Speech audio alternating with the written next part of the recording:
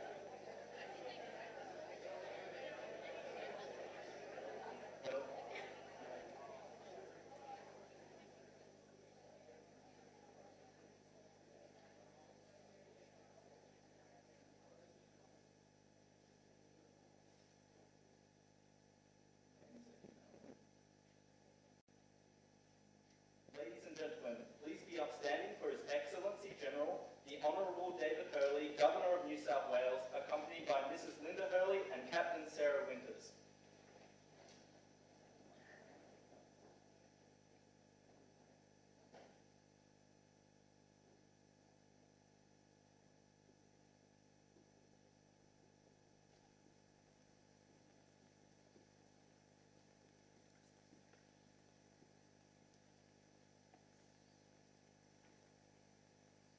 Please be seated.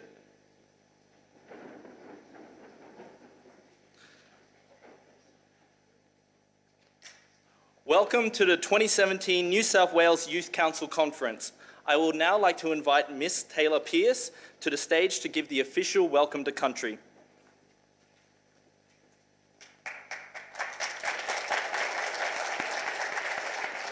Thank you. Good afternoon, everyone, and Warami. My name is Taylor Pierce, and I'm honoured to be asked here today to welcome you all to this country for the Make It Happen New South Wales Youth Council Conference. We are gathered here today on the land that belongs to the Watamadigal clan of the Darug Nation. They are the Black Snapper people of the River Mangroves. I am a proud Burruburungal woman from Kingswood and Richmond areas, which still stems from the Darug Nation.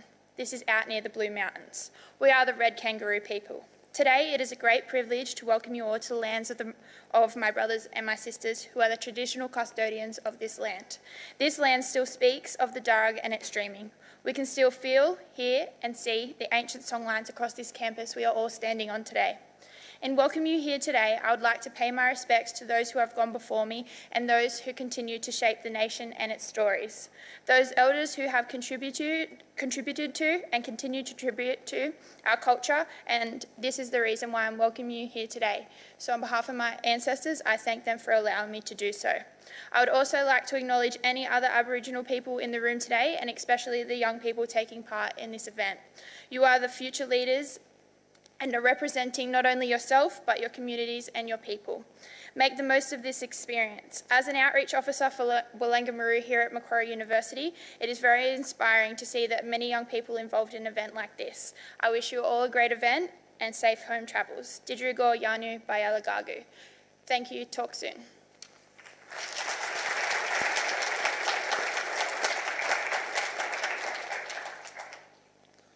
Thank you very much, Taylor.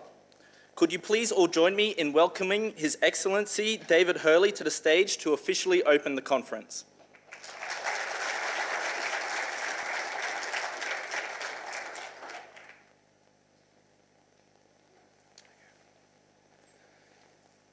Well, I'm glad the Zeeting is not up on the screen here. I'd be a bit worried about what you're going to say about me as we go through.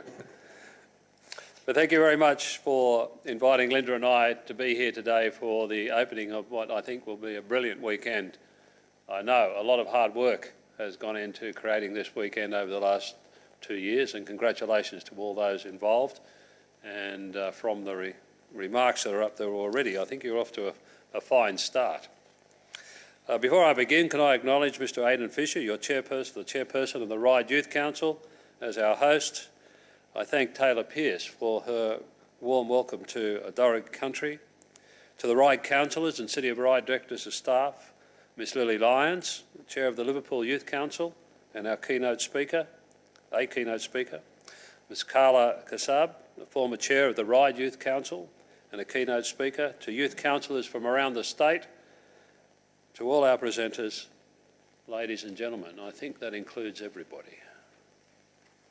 I too join with Taylor in acknowledging the Darug people and their custodianship of this beautiful part of Australia along the Parramatta River and leading into Sydney Harbour, and thank them for the way they've looked after our beautiful country for so many generations.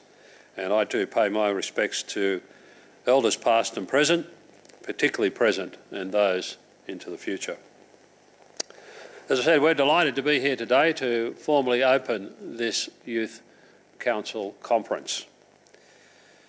It's very odd for me to be here though, because I'm probably the oldest one in the room to be speaking to you. I have a nephew who's now about 23 who holds the view that people over 60 shouldn't have the right to vote because we're not going to be around long enough for our vote. Our vote can influence outcomes in the society, and we're not going to be around long enough to make that warranted. And now he and I have some really keen arguments about this, at Christmas time in particular. I think I deserve a right to vote, still do, but if he could see me today addressing a youth conference, he'd be really impressed.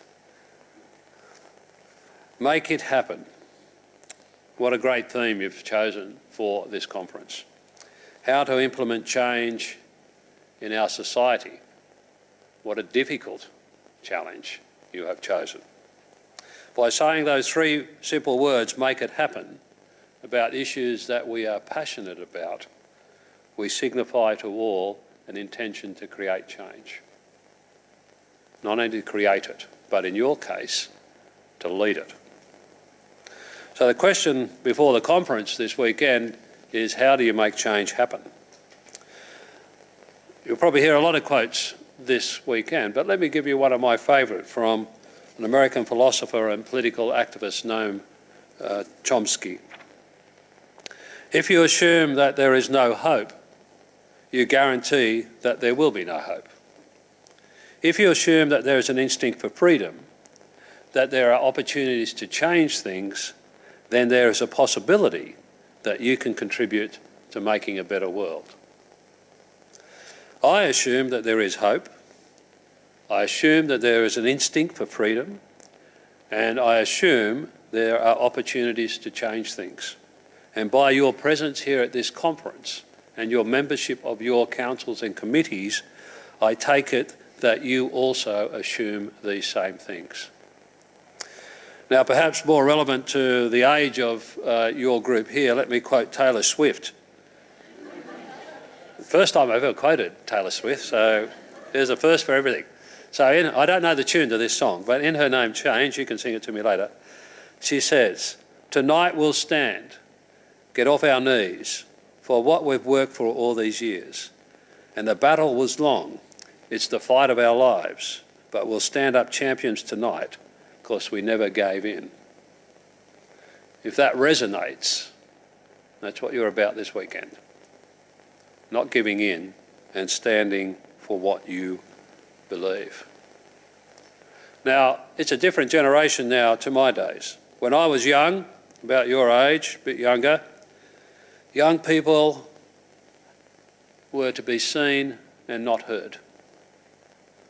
Thankfully, we've moved on from that, where we now have an expectation that our young people will speak on issues of importance both to them and to society more broadly. And we want you to be active. But we're not only looking for comment, for a voice, we're looking for leaders. We're looking for people who are ready to step up to the challenge. Now, all of you are leaders already, so don't wait for it to come to you. You are already. But you have work to be done. Now, of course, in your youth council settings, often you have quite limited authority in what you can do. You can't direct things to happen. So you are learning some very important skills early in life, and that's how to negotiate, how to influence, how to persuade people to accept your point of view. All important tools for leaders. The nub of the conference is how to affect change, how to bring change on. Well, writing about the answers to that question has made many, many authors rich. The world is full of books and articles on this. And your approach and my approach will differ, particularly in the means you use to argue for and to persuade and influence over change. I think we'd agree a similar process of identifying our stakeholders, our decision makers, the influencers, the resource holders. Your use of social media, however, will be the big difference. At this point, when I'm talking to high school captains, I often take out my mobile phone and say, you are the most connected generation in history. You have more power in that phone than any other generation in history.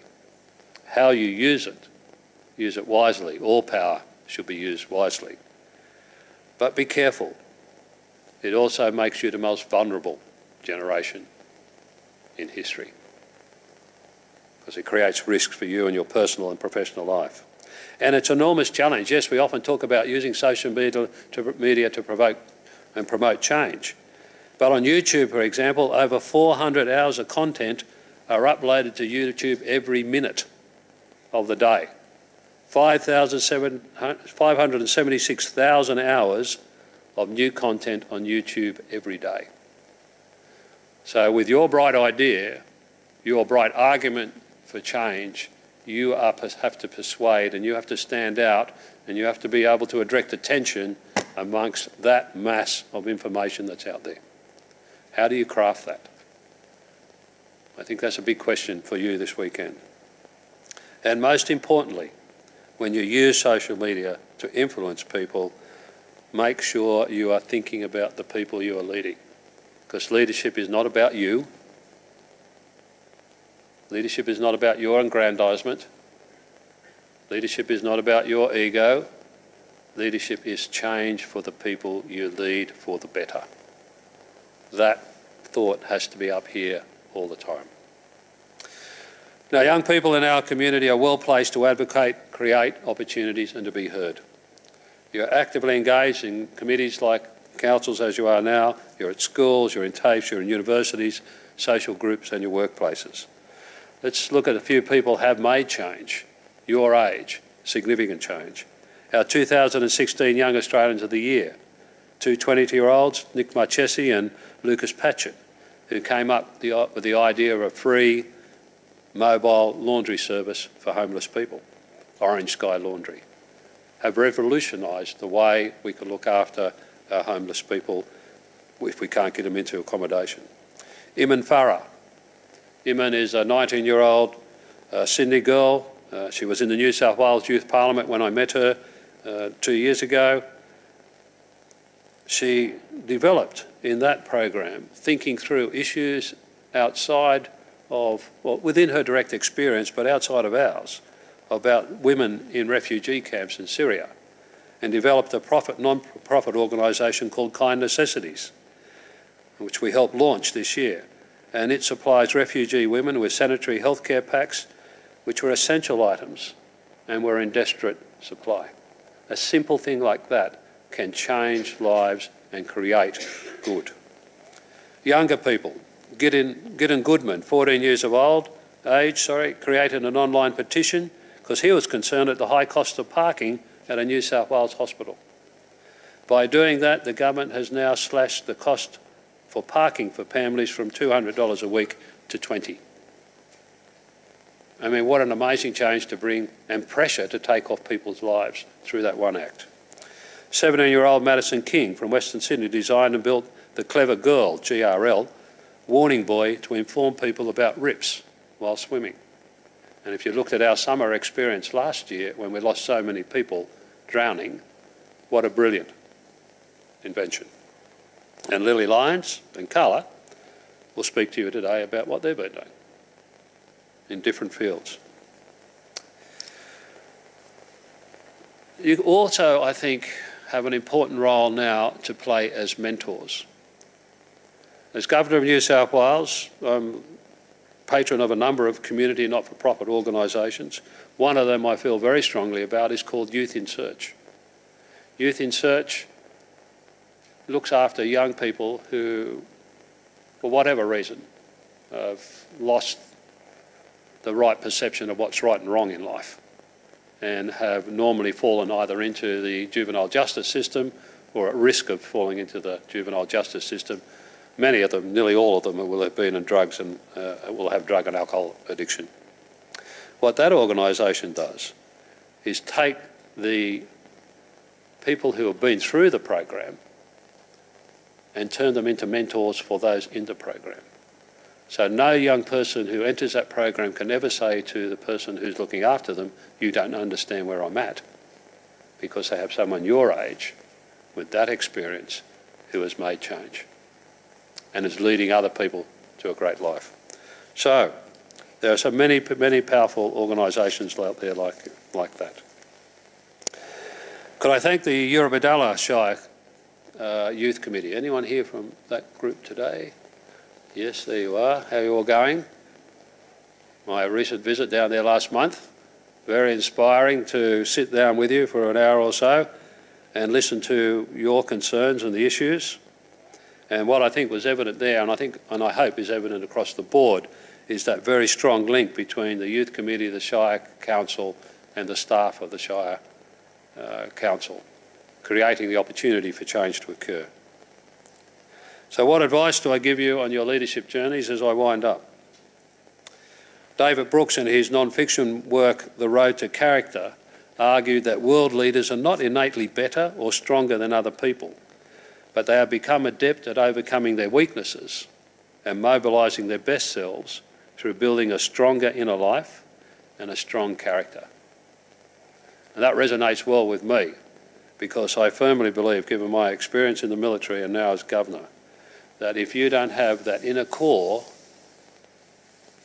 whether that's faith-based, a philosophy-based, or whatever, if you don't have that inner core, you will not lead well. Because believe me, and I think some of you will have already found it, leadership is hard. It might look good on your CV, but leadership is hard. Because when you move from here and you are employed and you have responsibilities as a leader, you will make decisions that affect people's lives. How much money they earn. Do they have a holiday this year? What sort of house can they live in? Where do their kids go to school? It might seem a bit distant, but you are now setting yourself up to be leaders in our society, and you will be called on to make those decisions. You will need strength to do that.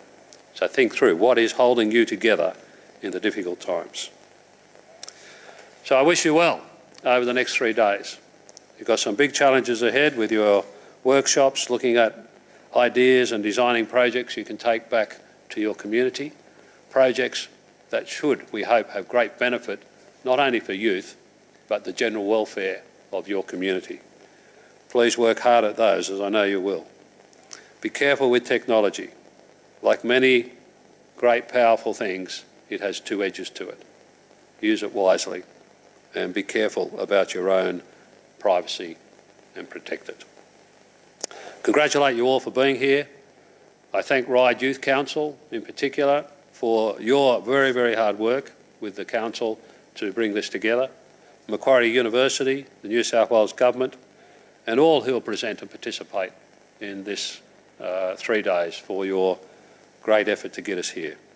You are our future leaders. Make sure that this is a successful conference, and I look forward to seeing some of you as mayors when I visit rural New South Wales, not as Governor, but as a tourist perhaps, in a number of years' times. Best wishes to you all. Enjoy your conference, but make it happen this 3 days. Thank you.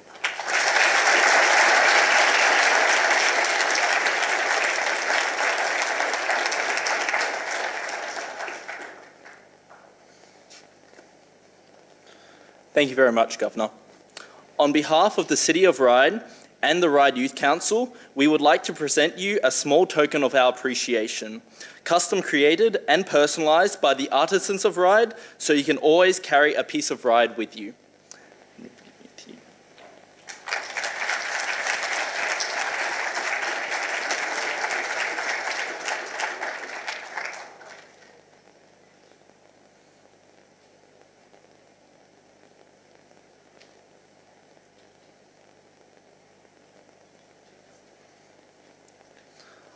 I will now invite Aidan Fisher, Chairperson of the Ryde Youth Council, 2015 Ryde Young Citizen of the Year, to officially welcome you to the City of Ryde.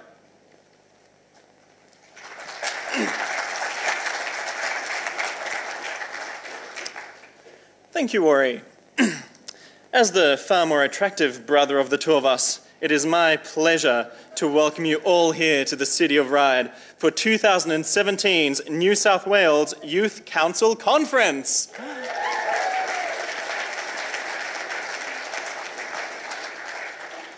The City of Ryde and Ryde Youth Council are very proud to be here hosting this wonderful event, an event we've laboured over night and day for the past 2 years, sacrificing evenings, social outings, as well as a number of goats. Oh yes, when the Ryde Youth Council decides to put on an event, we do it properly. Thank you again to Governor Hurley and all the distinguished guests we'll be hearing from over the course of this conference.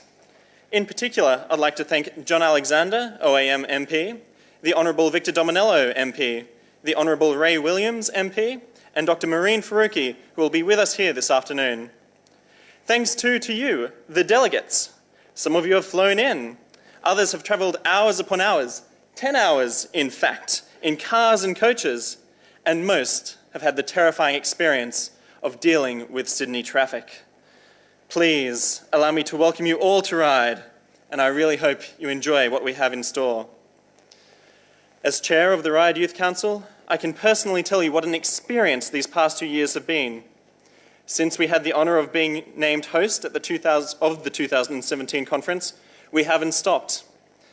Admittedly, a lot of this time has been spent curled up in the fetal position, caressing a tub of Ben & Jerry's Chunky Monkey. However, with the combined efforts of all the terrific people on the Youth Council, we've managed to make it happen. For those of you still struggling with the joke, Make It Happen is the title of the conference, or, as my charming brother likes to call it, Make IT Happen. He's adopted. This conference is all about young people's place in society, our place in society. We are in the unique position to shape our future. We currently have the tools, and by the end of this conference, the know-how to make positive change in this world. Through effectively utilising technology, we can go beyond making memes, rainbow cat videos, and remixes of Mr. Meeseeks, to making real change. Through technology, we have the ability to connect like never before with one another, to strive for a good now and an even better tomorrow. Because we, all of us, are the ones who will decide what direction our world will head in the decades to come. The world has never been a smaller place. We've done what we can to get you here, and I am looking forward to seeing how you, all of you, will make it happen. Please join me, and thank you.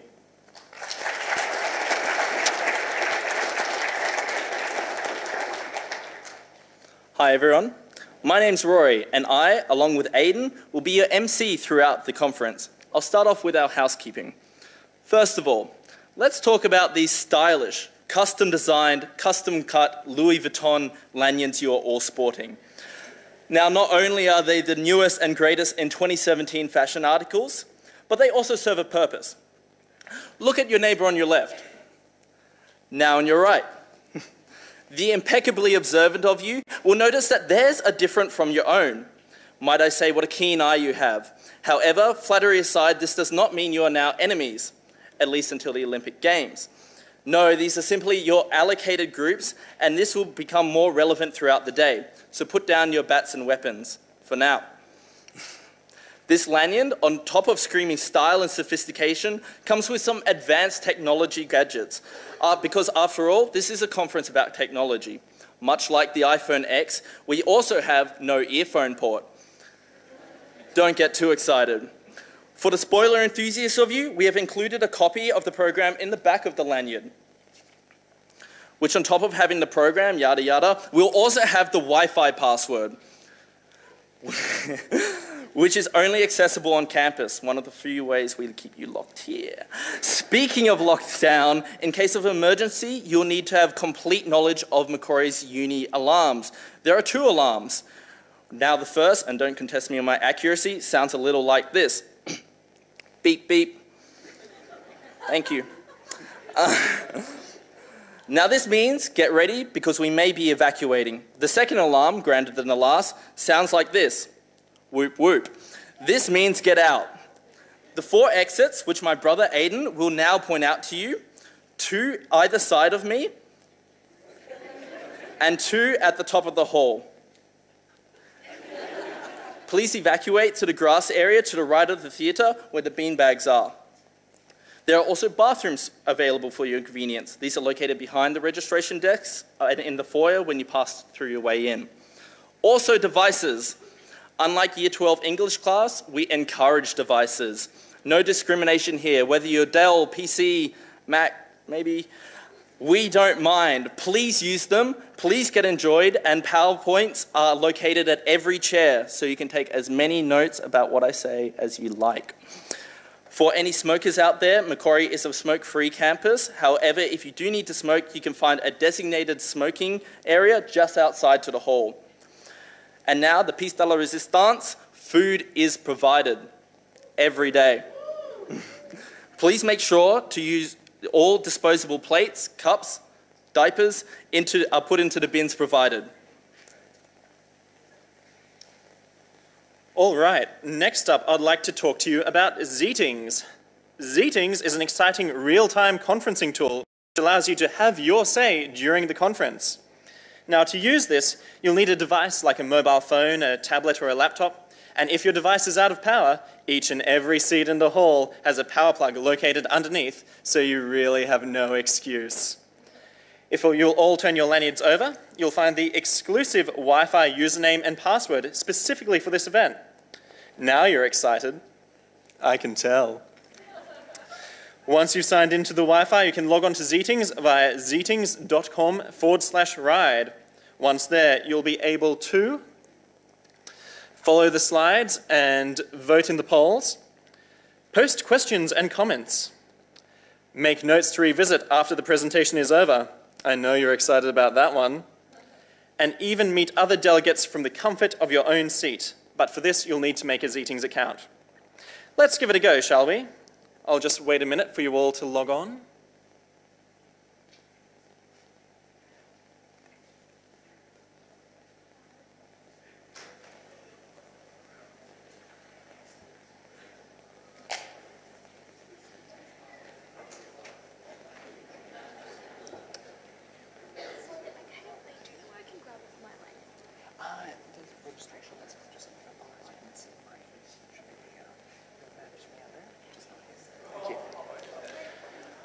All right, for those of us who have logged on, if you could only listen to one artist for the rest of your life, would it be A, Drake, B, Katy Perry, C, Led Zeppelin, D, Stormzy, E, Taylor Swift, F, Foo Fighters, or G, Justin Bieber?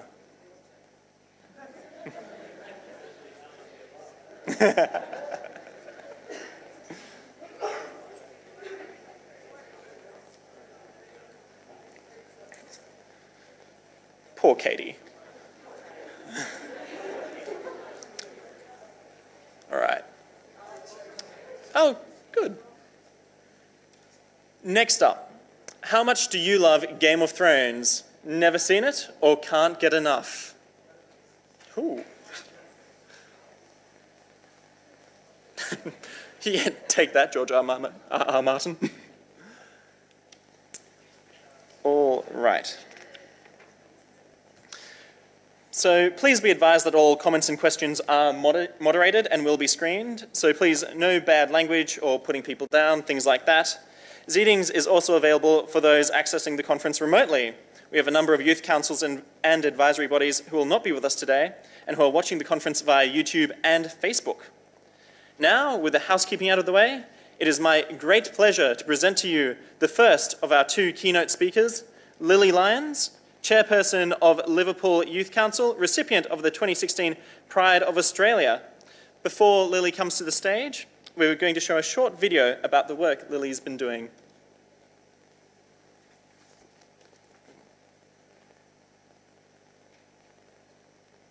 GLF. Now, I am 14 years of age and I'm an advocate for all youth issues.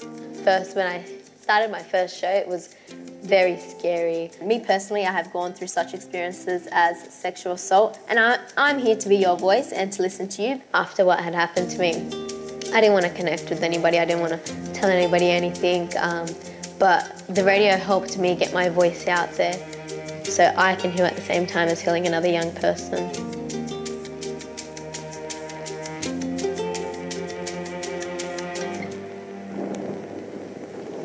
When I was 7, I was sexually assaulted by someone very close to me. He told me a lot of things to keep me kind of quiet. He made it seem as if that this was right and this is what everybody should be doing and that this isn't wrong. I didn't know that someone that I was so close to could betray me like that. It had a massive impact on my life. When the abuse happened to Lily, I felt I lost her. She died that day. Straight away, I just felt guilty. I'm her mum, I'm supposed to protect her because I didn't know how to deal with those emotions and feelings. It was just easier to not talk about it. Ultimately, in the end, that was the worst thing I could have done. I developed OCD, I developed anxiety, I got a lot of anxiety attacks. Me having to check the locks and doors like 7 times a night. Other things were just harming myself, and at the time I didn't know that other people have what I was feeling, so I kind of thought that, you know, I was really different, so I was kind of by myself. She did see 1 or 2 counsellors at a time. They made her play in sand. And I remember her coming out and she was devastated because she said, I waited so long and I wanted to talk about it and they wanted me to play in sand. I said, well, when you're ready to talk, I'm here. So Lily, how's school? Something would come out. And each time she did that, it's like you could almost see the burden being lifted off her, and she was happy for like the next hour or so. Sorry, I get goosebumps when I think of that. And I felt good because then I'm like connecting back to her, and so our bond started to grow, and that's where she found her voice. So when I got into Year 7, my mother thought it was a good idea to, you know, trying to get me to connect with other young people. So she got me into the local council, and from there I was brought to my radio station. Hi, Carol. Hi, Lily. How's it going? It's good. Lily first came to us as a 12-year-old. I opened the door and saw a young schoolgirl standing there, and I said to her, I think you're in the wrong place. Well, that's how I think of your music, because it goes... Not all of it. I was with, you know, 30 plus adults who, you know, kind of were over the top of me, and I was like this little girl who didn't have a clue what she was getting herself into. Lily is the youngest person that we have here, but we don't think of her as being young, we just think of her as being one of the team. Now, we're going to get into our youth topic of the week. Now, this is about abuse to young people and how to deal if you are going through something like this, or you know of someone who may be in harm. For a young person to be speaking about sexual abuse, for Lily to say it's happened to me, she's got guts. She's got guts. In my case, I didn't know what was right and what was wrong until I told someone. Most of the time it's an older person who hurts a younger person. And for me, just to connect with another young person and know that I'm sharing my story and they can share their story and that we're both feeling safe is what I love. So some studies have shown without the right support, the effects of a childhood abuse can last a lifetime. She's had quite a few people that have disclosed that they've been sexually assaulted. Through her page, she's been able to help many of these young youth. It's also been a 50-year-old woman. She had been holding on to the abuse that had happened to her for well over 30 years. And she said to Lily, if you can do it, then I can do it too. And there's just been a big weight lifted over her, and that's just because she told somebody. And I think it's beyond her experience now. I think it's more about reaching out. It's, you know, living life with Lily. Lily's got through it, and you can as well.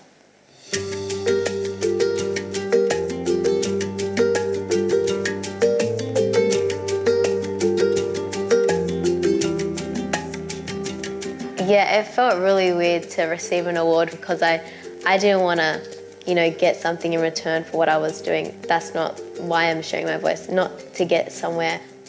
I was just so happy. I can't even describe the feeling that I felt, you know, because it's hard. She's a teenager and she doesn't do all the things that teenagers do because she's too busy helping other people. Lily's like little mum. She's a great role model for me or for her sister. Well, like, I want to be like that when I'm older because I want to help people as well. I can't say we're perfect, like, we don't always get along, but she is, like, always there when I need to talk to her. She went to a really dark place for a little while there. She's so good at saving other people, but saving herself at the same time. Child abuse is just moved to the side as if we don't want to kind of deal with it. It's very confronting, but the more young people that can stand up and give their voice, the more young people can have that power, because that's exactly what we need.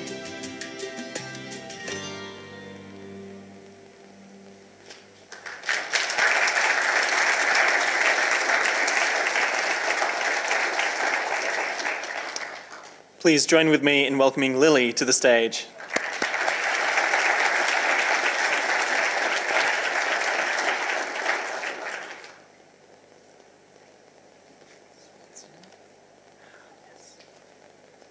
Can you do that from here? Yeah, I can do that. Yes.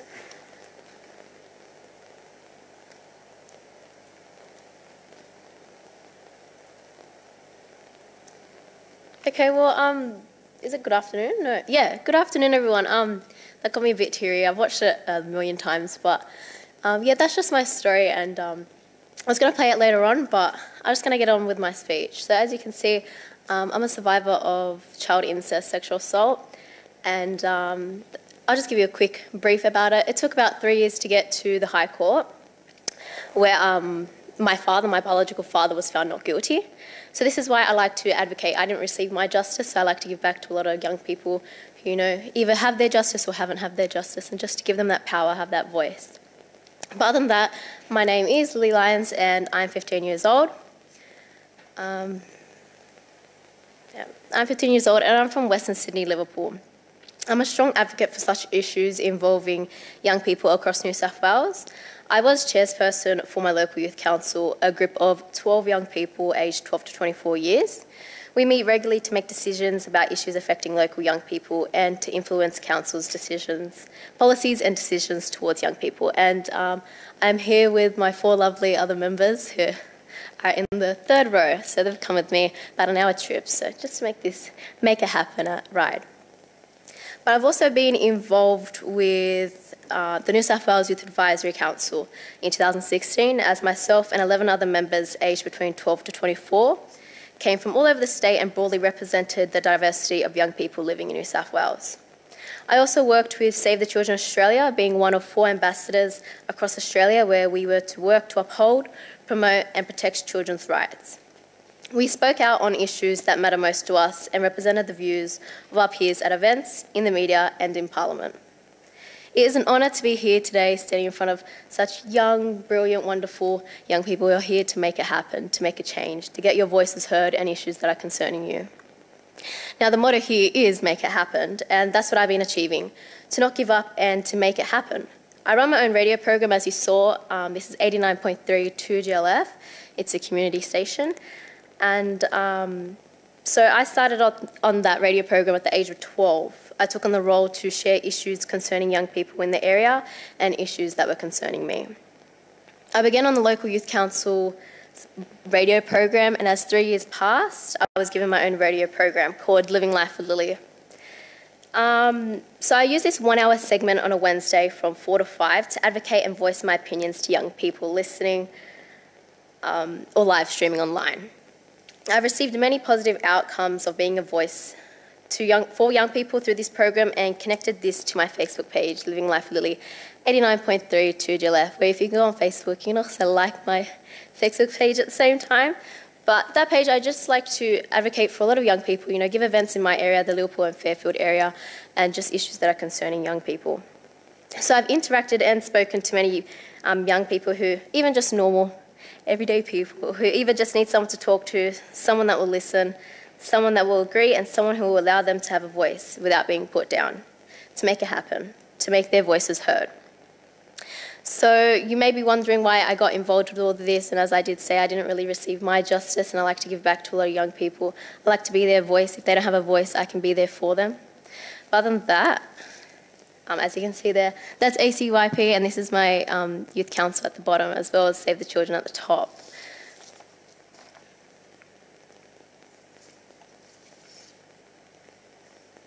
So yeah, I've talked to a lot of inspirational speakers such as Dami Im. So this is when I did receive my Pride of Australia medal, and as you did see, I don't really like to take recognition of any awards. I don't really like to be, awarded these awards. It's not why I'm here. This is not why I like to advocate on issues. I'm not doing it for the benefit of myself, but for the benefit of other young people. So my journey so far has taken some bumps, and it's hit a couple of poles numerous times, but I've managed with the support of my mother and God to continue on. I use social media to connect with young people, as social media can be an important space for young people to shape their identities and build relationships. It can improve learning, access and connections to services. The internet and social media provide young people with a range of benefits and opportunities to empower themselves in a variety of ways. Young people can maintain social connections and support networks that otherwise wouldn't be possible, and can access more information than ever before. I have shared ideas through my radio show and social media page to get programs across, such as WhatsApp Monitors, which was introduced to my high school. So this is students helping students through hard times by being the missing piece between young people and adults. Youth helping youth through complexities of growing up through advocacy and support programs in a confidential school environment. So the objective was to minimise youth depression, homelessness, alcohol and substance abuse, and to support students who have or are being abused or experiencing mental health issues, helping to support students in successful completions of each school year. Now, this did run in my high school. As you can see the photos, I go to an all-girls school, Liverpool Girls High School. So this did run in my school for about 6 months until there was not enough funding and support to continue. This still lies in 2 primary schools in my area. Now, although this plan didn't turn out the way I expected it to, I didn't give up. And to make it happen, I continued on my journey to stand up and speak out, which leads to my recent movement, Stand Up, Speak Out, an empowerment movement that inspires young people to have an untamable voice and to speak out about issues affecting the mental health and well-being of students and young people around Australia, connecting them with the idea that their voice is important. This movement has just recently begun, and with the help of technology, I hope this connects to various communities where young people can realise that you are not alone, to stand up for what you believe in and speak out about issues that you think matter. Now, what drives me is not only my mother being my alarm clock and my calendar, but also being able to help another person, to let another young person know their strengths and abilities. So if you can see here, this is my radio program, 89.3. The next photo with the girl with all the medals is my younger sister, Destiny. She is 11 years old, and numerous things has happened to her, which have happened to me. So she's also a survivor of child sexual assault. In her case, the perpetrator was found guilty. But she also likes to advocate, and this Stand Up and Speak Out movement is me and her together working. At the moment, you did see my mother. At the moment, she's very ill, so we don't really want to bombard her with this movement. So we try and do this for a lot of other young people who are going through similar things. Now, my advice for young people and anyone that's coping with a challenge and seeking support is to never give up and keep believing what you believe in. Just know that you are important. If you're looking for help, a guidance, someone that will listen, feel free to find me today or on Sunday. I won't be here tomorrow, sadly, because even though in this really hot heat, I'll be doing athletics and working, so yay me. But I hope you guys have a really lovely time. So if you head to my Facebook page, Living Life with Lily 89.3, I'm always up there. I'm always posting different things, different events, different advice, tips. And I'm always open and willing to make time out to listen to you, because in order to achieve the very best, you must make it happen. So other than that, thank you, and I hope you have a lovely day.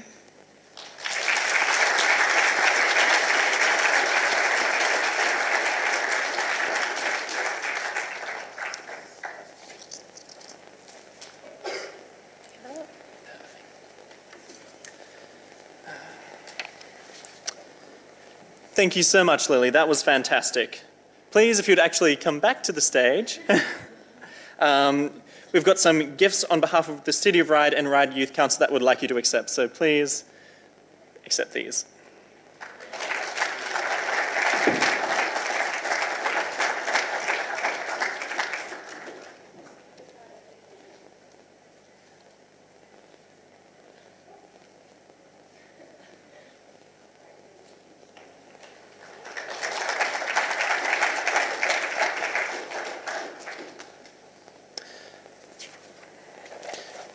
Next up, we have our second keynote speaker, Ms. Carla Kassab. She's the 2014 Ryde Young Citizen of the Year and has been the past chairperson of the Ryde Youth Council. She will be speaking here today with us about dealing with anxiety and depression, the trials and triumphs. Please join me in welcoming Carla.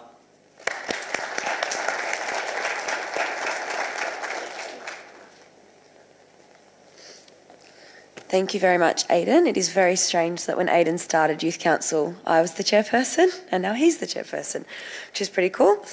Please ignore my voice. I'm sorry, I'm a bit sick. And you might all think I've really overdone it today, but it's because I run events and I have a black tie event tonight. So I did like to look good for you guys, but I haven't gone that all out for it. So I guess for me, it's hard to put it down in a speech per se of what I'm going to talk about, because it's really my life. And it's something that took me a long time to open up about, and something that took me a long time to admit to and to make known. So 2011 marks a really big year in my life. It was the year I did my HSC, and not very well, organised a Year 12 formal amongst other community activities within the school, obtained a job with the Northern Sydney Local Health District in youth health promotion, and I was diagnosed with major depression and high-functioning anxiety. And when I was diagnosed, it was a really hard time for me to come out and tell people. I have a lot of pride in myself and my work. I only shared my diagnosis at the time with a handful of friends and my sister. My mum, dad, and 2 older brothers were unaware until about a year and a half after my diagnosis. My parents didn't really understand. I come from a Lebanese background, and mental illness is not something that they openly necessarily speak about. And it's not really something accepted in the community either. It took a lot of time, patience on both my parents' part and my own, and having an open mind for my parents to accept things and learn how to work with me in the best possible way for all of us to be happy. I got to a point where I was would lead to being destructive, in that I would be aggressive and would want to physically harm them. That led me to train myself to not do that and to put myself in a corner until I could come to a point where I could walk away and not be aggressive towards them. It took a long time for us to get to where we are now, but thankfully we're in a pretty good place a few years on, with a better understanding of me understanding my parents, and the fact that they felt like it was their fault, and that's where their frustrations came from, because they felt guilty, but also their understandings of what I'm feeling and the emotional roller coaster that I go through daily in my life. Depression and anxiety can really affect your life if you allow it. At 19 years of age, I was clinically diagnosed as an alcoholic. Alcohol abuse became a really big part of my life, as did smoking. My alcohol abuse didn't really hit me as an issue until I started to realise how much work I was missing, how often I was going in late, my lack of motivation, and one particular day that one of my bosses told me, that I'd said that I was sick. My boss responded with, "What, 'cause you're hungover?" It was then that I realised the true effect it was having on my everyday life and the need for me to stop. I'd abused alcohol to cope with what was going on. As I mentioned, I was also a smoker, which slowly I moved away from, and also regular drinkings. But smoking also became my outlet for stress and anxiety when I did stop drinking. It was around this time that I also realised how far I'd fallen with my mental health. One day I woke up and literally decided it had to stop. I'd been seeing a psychologist, but stopped going because I didn't like her very much. So I just stopped going anywhere else and gave up. As you can imagine, it led to my illness spiralling out of control. It was at that point that I was referred to a psychiatrist, who I still see, and it was determined due to my severe and ongoing suicidal thoughts and what I was going through that I would need to be placed on medication, which I still take to this day. A lot of you sitting in front of me are probably thinking, "Oh man, I never want to be on medication." I was the exact same. I was dreading it, and so were my parents. But without the support of my GP, psychiatrist, family, friends, work colleagues, and medication, I would not be standing here today. My 21st birthday was an extra special celebration because I never thought, and no one else in my life thought, that I would make it. But today I don't want to just focus on the negatives of my diagnosis and the years following. Rather, I want to focus on all the positive things that have happened and how it spurred me forward to change my life. Since my diagnosis, I've done things like be a part of Ryde Youth Council, which was a massive thing for me and a massive support system, where I got to meet like-minded young people who agreed with my views in supporting other young people and saw the need for mental health to be dealt with and other issues. I also, in my health job, was able to, which I'm still employed with, was able to develop an app called Youth Source. Youth Source is an app and website which provides services and information for young people throughout the Northern Sydney region.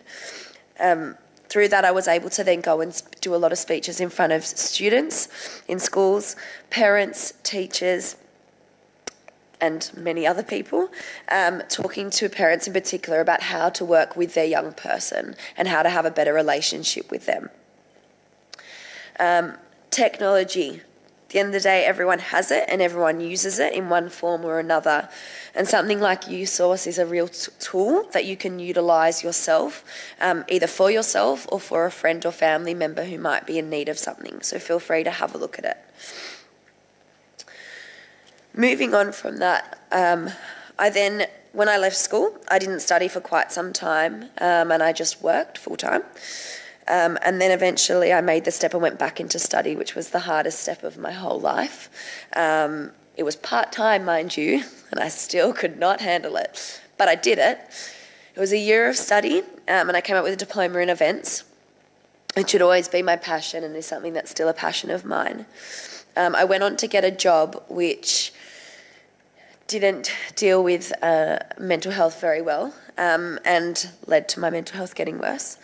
And I then put my foot down and made the decision that it wasn't the right thing for me.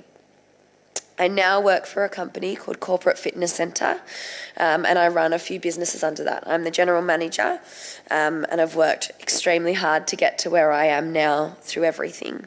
I run 4 businesses under that, and I now run a program called Corporate Fighter, which is on tonight, which essentially is a boxing program where 30 people from all walks of life come into a room and they train together 4 times a week for 12 weeks. In the end, they jump into a ring and they have a friendly fight to raise money for charity. I have the most incredible opportunity to meet people every single day through that program and go on that journey with them and assist them. My goal is that if through my job I can help one fighter in every group to get help and fight their demons and get in the ring against all odds, that's worth more than any money could buy to me. The relationships I build with the fighters encourage me to keep fighting. I work with them daily. They spend more time with me than they do with their families, and they become long life friends. I'm so proud of the work I do, and if I hadn't, as much as I hate my depression and anxiety, it is what's pushed me forward and has made me be able to be in the position I'm in. So I'm grateful for that. And sometimes people say negative things, and it hurts more than anything, and more than it probably should, because it is everything to me, and seeing a fighter jump in the ring once they've let me into their lives makes it all so much worth it. When a fighter comes to me and says, "You don't understand the effect you have had on my life," it is the most liberating moment and changes my outlook on my mental health and shows me that I'm not alone and that they too are suffering. Talking makes you who you are. Share your experiences, start conversations. You never know whose life you could affect or change in the process. And to be honest, coming after Lily, I feel like I'm not really at her level, but a very inspirational story. Lily and I was sitting there like, damn it, why am I second? Why can't I be first? But comments like people telling you that you've changed their life or you have no idea the effect you have made on them makes you really realise the power of words as well, and the importance of using social media for good and technology for good and not for bad. I guess for me, probably seems like a super brief. There's not a lot more to tell you except for that every day in every job I've ever had since I was diagnosed, I've somehow turned that job to be a job where I advocate for mental health and where I support my colleagues and those that come into the business. And I hope to continue doing that. Interestingly enough, the charity we're supporting tonight is Livin', which is for mental illness and to make awareness around mental health. I just want to finish with this. I love that this year, Are You OK Day, their slogan, which really resonates with me, was "You've got what it takes." Funnily enough, I know I keep talking about my work. It is my life. It is all I do because I love it. But our slogan in our Fighters program is "Have you got what it takes?" And when I saw the slogan, "You've got what it takes," it just married together perfectly. I think it's something that we should all hold with us every day, that we do have what it takes, that at times it can be difficult and we have our trials and triumphs, but you will always get past that. Every single person in this room has the power to affect change. You have the power to be who you want to be and stand tall and proud every day of your life. Don't let anyone or any illness tell you to think differently. Trust me, I've been there and I get it. The fight isn't over. Stand tall, my fellow sufferers. Use technology for what it is and use this weekend to empower each other. You can all make it happen. Thank you.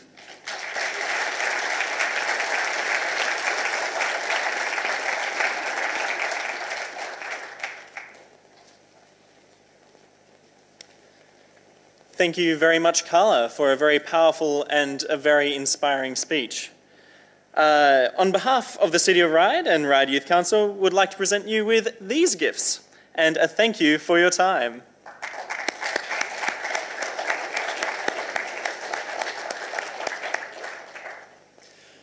So thank you, ladies and gentlemen. That concludes the first part of the conference. I'd now like to invite you all to join us for morning tea in the foyer. Please make your way back to your seats at 2:45 so we can begin our presentations from local and esteemed political representatives. Thank you.